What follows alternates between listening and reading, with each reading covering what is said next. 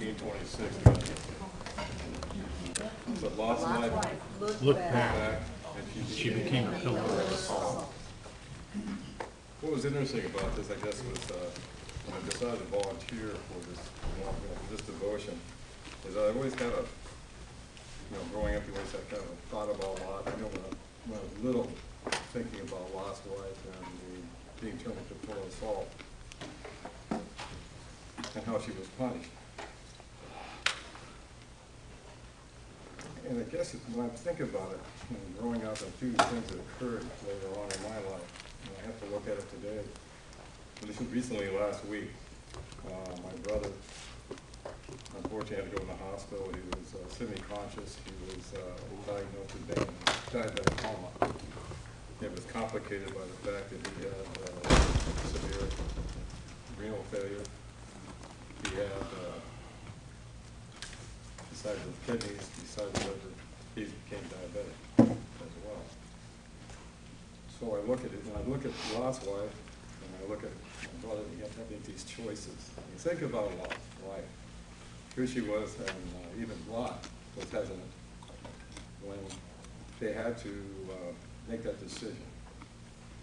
Okay, and she had turned, she couldn't quite let go of everything that she had, and she had, of course, look back, and looking back, she perished. So I have to look at my brother at this stage of his life and recognizing now that this man cannot live the life he used to live. That he now is, in fact, he's an alcoholic, he's diabetic, he's going to have to learn to be a diabetic. He's never been, this is the first time he's ever been known to have it.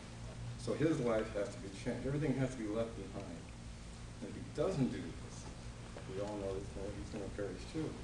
So these are tough decisions. I look at it in my own life and say, okay, we all have these tough decisions. It doesn't mean like something that comes out of the heavens and says, okay, here's an angel who's going to take you by your hand and he's going to guide you. It's a decision that's made. Something can be as catastrophic as my twin, or it can be just something very simple. But it's that same comment or the same thing that occurs is that we have to make a decision. We're going to have to leave it behind, and we're going to have to go forward. And if we don't, well, then we're going to perish. So that's why, amazing enough, when this devotion kind of struck me. I had all kinds of different ideas about the pillar of salt. Was it salt, or was it basalt? What was the name of Lot's wife? Why was it never mentioned? And so the passing thing, by the way, her name is Edith. The spelling on that, of course, is the old Hebrew with I-L, E-D-T-H. And I found it quite interesting doing some research. Her name is Edith.